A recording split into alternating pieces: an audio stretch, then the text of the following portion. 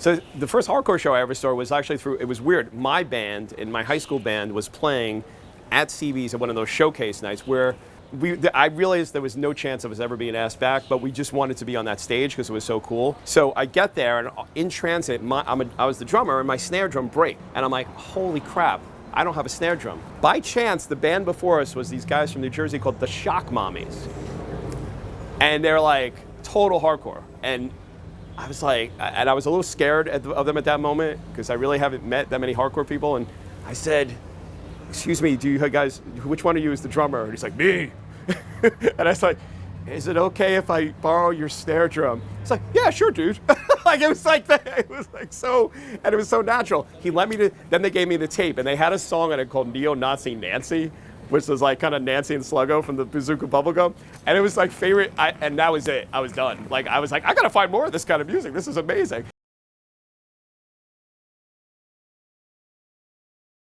My favorite place that I used to love going to, even though it was like a total schlep, was Maxwell's in Hoboken. I saw Henry Rollins there, I saw Descendants there, I saw JFA there, and I also was really into the 60s garage revival, so like Chesterfield Kings and the Primitives and all these bands.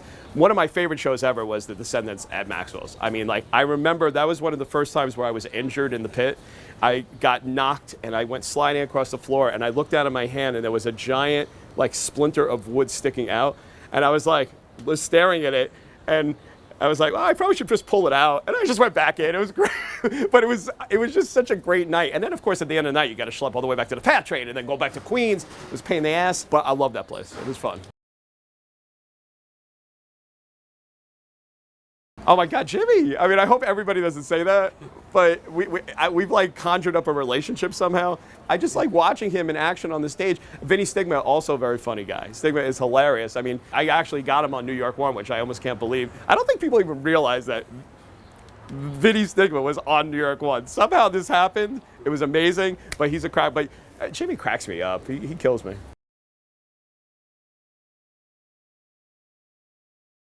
I mean, Rap Bones is legendary, and I got to give him props for that because, and there's another guy we had on NY1 summer. How did I do this? This is incredible. I mean, and then I love like watching his posts of like, oh, I just like, my skull just got busted, but it's okay. And he's just, that is what the true spirit of hardcore is that I got injured. It's cool. I'm going to go back. That's all.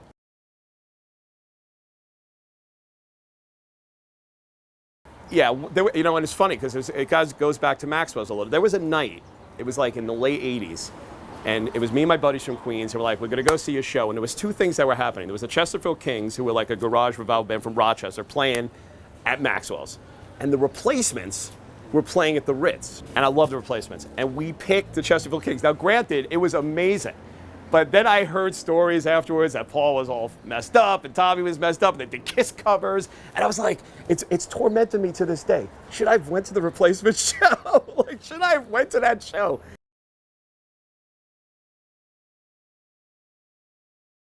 Yeah, I made a really good friend in college, and he wound up being the guitarist in my band at college, and we both loved the same music, we both loved the hardcore stuff. He lived in Greenwich, and I was in Queens, so when we came back that summer from school, by chance, it was Bad Brains, Murphy's Law, Token Entry at the Ritz.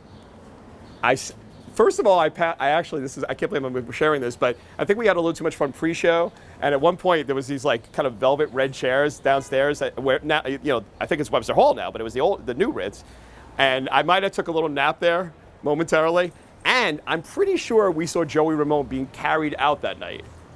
Like literally, because me and him look at each other. There's a guy, he's really big. He's being carried out through the door of the, and I said to my friend, I was like, hey, we're kind of a little messed up. And I'm like, is that Joey Ramone? But, oh my God, how do you beat that? Bad Brains, Token Entry, Murphy's Law, amazing night. I hope it really happened, but I think it did. Queens, come on. Sorry. My favorite pizza in New York, and I lived on Staten Island as a small child, and my dad still lives there. My favorite pizza is Joe and Pat's on Victory Boulevard on Staten Island. Favorite pizza, love Joe and Pat's. All right, I say Glenn Lorio, Eric Ars, Pokey. And I saw Pokey in Murphy's Law, And one time I saw him in Poughkeepsie, and him and I don't know if it was him and Jimmy or somebody, but they were not getting along that night. And he almost left. And Jimmy said, "Are there any drummers out there?" And I said, "Yeah, me." But then they came back, and I was disappointed because I could have been in Murphy's Law. Absolutely. Like every time, sometimes I listen to myself. Mitch Mitchell from Jimi Hendrix Experience, Keith Moon, John Bonham, probably top 3 right there. Absolutely.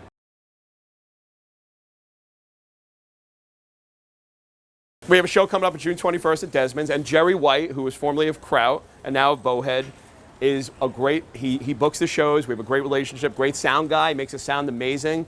And we have a blast every time we play there. It's great. And they have chicken wings too. So you could like get your beer, you get your chicken wings, watch the band. Yeah, it's cool. Listen to good music. Like, stop with this electronic crap. Listen to music where people play instruments. They play guitar and drums and bass. They sing. None of this, like all this it's just too much. I miss the days when you could turn on like top 40 radio and music that was actually being played by musicians was hits.